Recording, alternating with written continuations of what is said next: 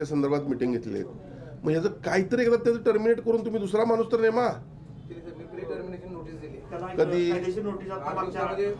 अहो हे बावड्यातलाच विषय नाही आहे. सिटीमध्ये सुद्धा आमच्या मी राहतोय त्या रस्त्यावर सुद्धा लाईट नाहीत.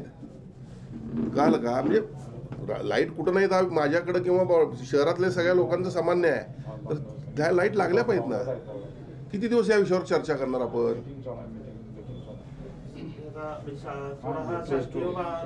मग आता काय करायचं तुमचं म्हणणं आहे? कधीपर्यंत ते होणार आहे किंवा मला काय करायला लागते त्यात?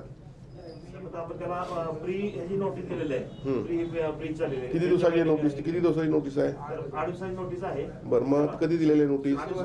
हा शुक्रवारी नोटीस दिलेली आहे. म्हणजे पुढच्या शुक्रवारी नोटीस कंप्लीट होते येणार आहे.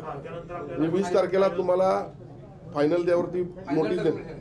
नोटीस किती दिवसाची असणार? 8 ते 15 दिवसाची. त्यानंतर काय करणार तुम्ही? अग्रीमेंट करून पुढचं आपल्याला ठरवावं लागेल. आता तुम्ही स्वतःच्या अधिकारात लाईट खरेदी करू शकत नाही. मध्ये केलेत आपण. मग केलेत ना ते. आता माझ्याकडे घ्या पैसे. तुम्ही अशा ठिकाणी लावून घ्या जिथं अडचण आहे तिथं. पैसे आपल्याकडे काय बजेट आहेच की. बजेटला काय कमी आहे? आपण गेल्या 5 वर्षात असं कधी झालं नाही. पूर्ण महापालिकेच्या इतिहासात तेवढं बजेट दिले तुम्हाला. मग आता तुम्ही घ्या ना बजेट. काय बजेटचा काय विषय आपला? म्हणजे 8-15 दिवसात तुमची प्रोसेस होणार. आणि मी आपल्याला एक सांगतो आज महापालिकेच्या अधिकाऱ्यांना माझी एक विनंती आहे किंवा सूचना आहे.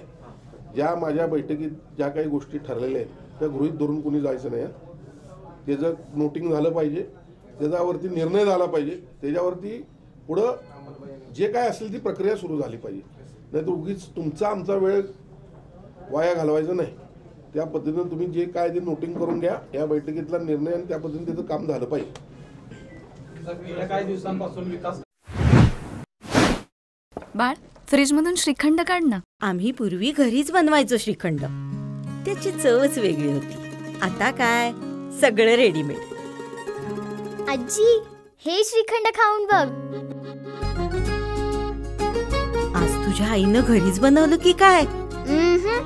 हे आहे गोकुळचं श्रीखंड. अगदी जिभेवर रेंगाळणार. जिभेवरच नाही तर मनावरही रेंगाळणार. गोकुळ श्रीखंड, मनावर रेंगाळणार.